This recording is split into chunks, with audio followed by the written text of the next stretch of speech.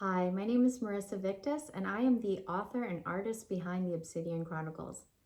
You can read the Obsidian Chronicles at marisavictus.substack.com for free if you subscribe to my newsletter, which contains nonfiction as well as fiction articles from Victus Mindset and Meditation, Synergy of Science and Self.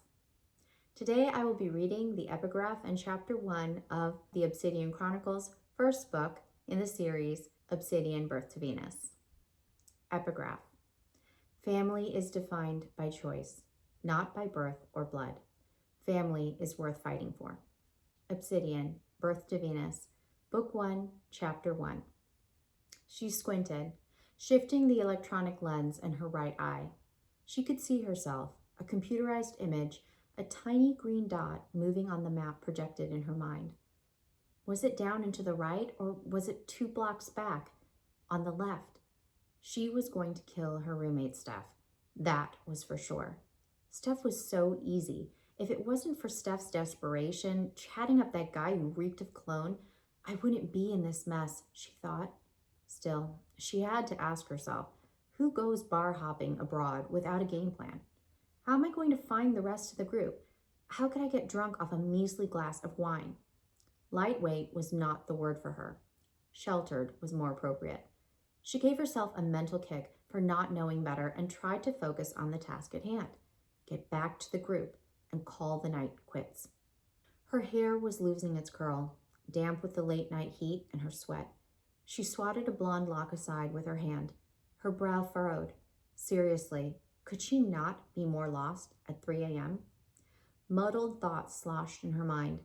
She could hear people talking outside a distant bar, a strange, garbled echo ringing in her ears. She walked faster in that direction, clutching her purse strap, navigating as best as she could. That is it. That is the last time I'm going to trust Steph. She should have seen it coming, the way Steph fawned over every remotely attractive boy. Steph couldn't even feign interest in her study abroad program. No. Steph was on a mission for a summer romance. The program was merely a means to an end. Down another street and to the left. She figured she was heading back to the first bar by now. She hoped her friends would circle back eventually. Maybe I'll meet them in the middle. But her slow pace was not comforting. She squinted, again, searching the map for the bar's name. It didn't help that the name resembled another bar 10 blocks farther away in the opposite direction from where she was, and she was running on fumes. She'd finished her last exam without any sleep the night before and had paid hardly any attention when the driverless solar taxi had stopped, letting her and her friends out nearly 4 hours ago. 3:10 in the morning. At least I'm stumbling in the right direction, right? I'll stumble my way home, home, home. This time she mumbled the words aloud, slowly, as she willed her feet to move along. She looked down at her black flats. She loved how they looked on her feet, how they transformed her into a pretty ballerina, or so she used to think. Now they were slow, clumsy clogs weighing her down. She tugged along at what she imagined was a greater pace, but her thoughts were slowing down. She couldn't help but get lost in them. Why am I so slurred? The more she tried to grasp a thought, the more the thought seemed to stick, like molasses falling, a thick gummy tar. Disoriented, her heart began to quicken. An uneven pang pierced her chest here and there. She scanned her mind, trying to diagnose what was going wrong. I hardly slept. No, that's not it. It couldn't be that. It wasn't the stress of the exam either. It was a half hour since she had left the last bar, a half hour since her last sip. Only 1 glass of white wine. Sheltered or not, no wine would linger that long. She was slow, like she was on some drug. I've never done drugs, though. She was too goody two-shoes for that. She'd never even tried to smoke. Drinking was the most she had planned to do, and even then, Mom and Dad would kill her if they knew. A drink or two was her max. She wouldn't be stupid enough to try drugs, especially not for the first time in another country with no close friends or family nearby. The pavement began to teeter underneath her legs. The building swayed beside her. What's that? A shadow jumped into view behind hers under the lamplight. The smell of grease assaulted her nose. A hand swarmed over her mouth. Her body went limp, weightless. A man. He was pulling her down a dark alleyway, far from the chatter she'd heard before. He pushed her up against the wall. Shut up. She felt the edge of a knife jabbing against her back. She stood, motionless, frozen. She wanted to cry out, but she remained still and mute. She willed herself to act, move, run, but her body betrayed her. Her eyes went slack. She strained to focus, tried to loosen his grip on her. Don't bother. I drugged you real good, he said. The stench of his breath filled her nostrils. Determined, she shot her eyes back, over her shoulder. She tried to glimpse his face, while her mind played catch-up. I never left my drink unattended, right? There was no time to understand. He punched her ribcage, encircled her body with one arm, and aimed the blade toward her neck with the other. She had no choice but to pull her face back toward his. He was panting, the smell of his acrid breath singeing her nostrils. She could feel herself tremble. She craned her face away, but he slammed her cheek into the wall. The cold brick was a strange balm to the hot night air. Ugh, she heard herself moan. Moments, it seemed, after he had kneed her legs apart. He pressed his slimy tongue on her skin, licking her from neck to cheek. Her mind raced. Stop this. Stop it. No. She pictured herself pushing him off of her. She envisioned his blade in her hand.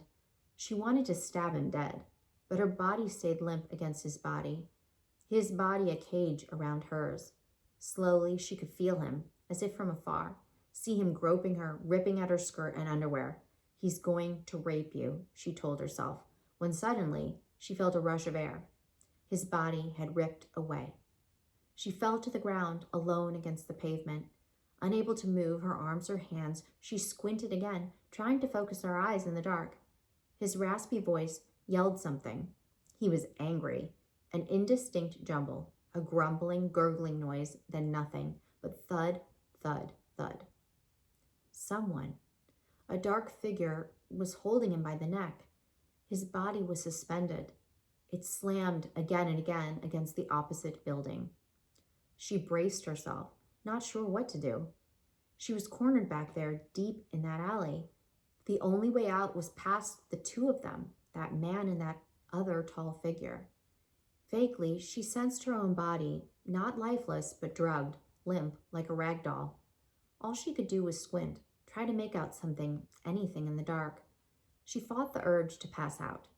His body blurred. It was moving fast in rhythmic pulses, slamming, shooting against the wall. Suddenly, his body floated, frozen in midair. A moment of silence, then a guttural shriek filled the night sky. Once, twice, many times over, he screamed. Each scream a staccato. Is that him? She squinted harder. Are my eyes fooling me? Is that him plunging the knife, his knife, into his very own eyes? Her body trembled. What is going on? Am I safe? His body fell to the ground. He's got to be dead. But what about that? She tried to focus her eyes on the tall figure standing above his corpse. Will it come after me the way it attacked him? She shuddered on the ground. The figure was walking, away from the corpse, toward her. Her heartbeat quickened as the figure came close. A strong but delicate frame floated into her vision. Glowing green eyes looked deeply into hers. She stared, shocked by the intense electric orb staring back at her. But her eyelids were too heavy. Stay awake, she begged. Look closer. But there was no fighting it. She heard it then. A soft female voice whispering, "You're safe now. Sleep." Jai relaxed her temples, shifting the chromatophores in her brown eyes from black to red to purple to green to blue until her eyes returned to the brown she'd had when she was first born, at first light. Loofah in hand, she scrubbed her arms, her shoulders, and up her neck. She had never touched the perpetrator, the perp, but she could still feel his grime on her, could smell his putrid soul, like all other assailants. It was always that way when she read evil thoughts. In a strange way, it was easier when the perps were victims themselves, abused when they were young, addicted to drugs, something, anything. Then she could feel some pain or sorrow in them, not the pure evil she'd felt that early morning. Carrion, like him, was different. When these perps came along, she knew the world would be better off without them. Compassion had its place, but faced with the dregs of society, she couldn't deny the fury that rose in her. Just a few seconds in his mind, and she'd felt, lived, breathed his thoughts. They ripped through her, built to a fever pitch. She couldn't help it. She had opened herself up to his memories and bore witness to the countless women he had raped and murdered. She had no qualms then. Destroying him was inevitable. Natural selection, precisely what nature had created her to do. She only had to let herself rip, release the hunter she had kept caged inside. She siphoned his energy until there was nothing left. As the suds washed down the drain, Jai pictured the perp falling to the ground. She replayed what had happened and admired the beauty in her own artwork, her own brand of justice. Then she closed her eyes and remembered the girl, that innocent girl, who had meant no harm to anyone, who was struggling to find her friends. How much that girl had just wanted to scream, to run, to fight back. He had drugged but not silenced her. Jai gave sound to that voice. She held the girl's energy in the palms of her hands, and as his evil thoughts flooded her veins, she held that energy, magnified it, and coupled it with the rage and anger that the girl had felt. Jai held her energy and pulled, like a long, thin arrow taut across the bow of her mind, and she let their arrow loose. She turned their energy into a weapon, and with a flick of the wrist, she slammed his body against the wall. She felt the sensation of his ribs as each one of them broke. Pain thundered in his mind, but nothing compared to the confusion, to the horror he'd felt as she forced him to harm himself. With his own hand, she made him plunge his knife into his eyes. No matter how much he'd strained not to do it, no matter how blind and bloodied he'd become, Jai had made him do it with all the force and fury that the girl had had. All the while, he wondered, is this happening? Am I stabbing myself? How can this be? Again and again, nearly 20 times, he felt the knife crash into his eyes.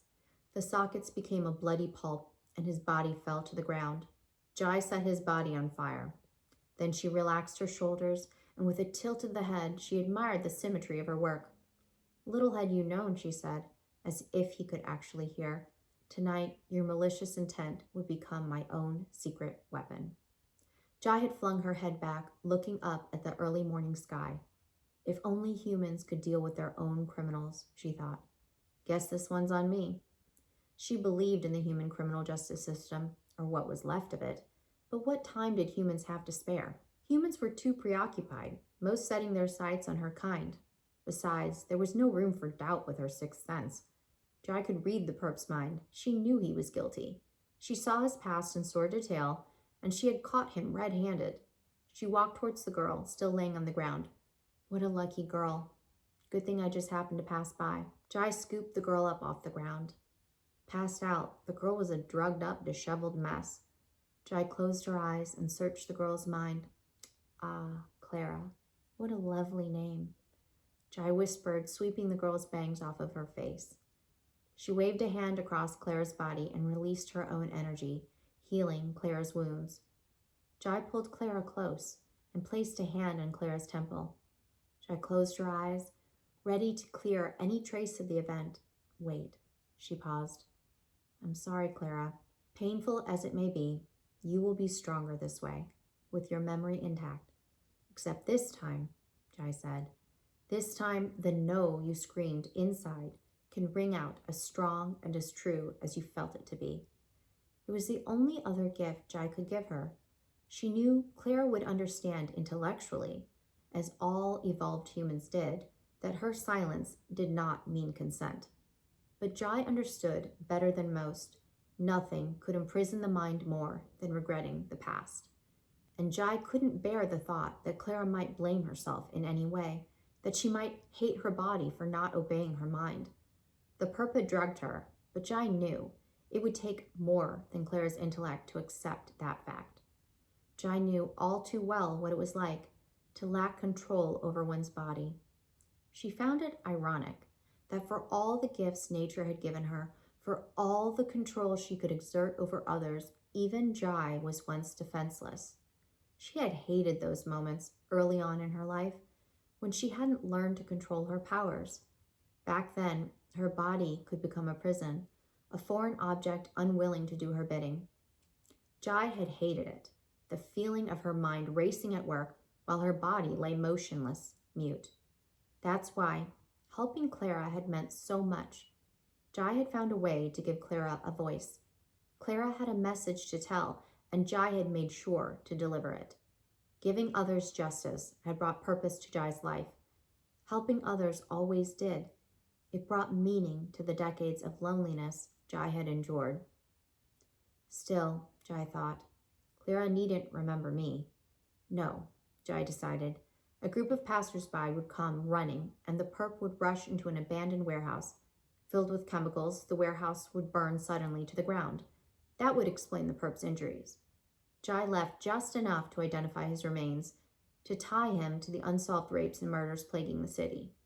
And with that, Jai turned back to Clara. She searched the girl's memory and returned her to her friends. She stared into their eyes and focused her mind. Take Clara to the hospital, she willed. As usual, Clara's friends couldn't resist her command. They held Clara in their arms and were all on their way. Now, an hour later, Jai stood, leaning against the shower wall, hot steam and a steady pulse of water spraying against her back. It washed away the perp's sins, expunged them from her mind, a mind filled with so many memories. So much time had passed since her birth, 73 years. Still, it was not easy. Every thought and emotion she'd experienced, even if not her own, had stayed with her. No matter how many minds she had read, their lives, beliefs, and feelings had lingered in her psyche, like mortar and brick homes that were assembled inside of her. Brick by brick, she had to condemn them, rip and tear them down, raze them to the barren earth until her mind was cleansed. Otherwise, their evil would consume her, sap her spirit the same way she could flood their minds with whatever thought, emotion, or vision she wanted. Jai straightened her body and breathed. Her thoughts returned to the water, streaming down the length of her body, as young and as strong as it had ever been. She still looked 21 after all this time. Her long legs had never failed her. Her arms were toned, her stomach taut. She pulled back her light brown hair and brought it around her neck, letting the jets of water pulse down and massage her shoulders. Easing into it, she could feel her muscles relax. Let go, she said. Just this moment, she reminded herself. If only I could command myself as easily as everyone else. And that concludes the epigraph and chapter 1 of the Obsidian Chronicles' first book, Obsidian Birth to Venus. I hope you tune in next time for chapter 2. Until then, please like and subscribe to this YouTube channel and sign up to receive my free newsletter, Marisa Victus, Mindset and Meditation, Synergy of Science and Self, and you can also read Book 1 for free. Thanks.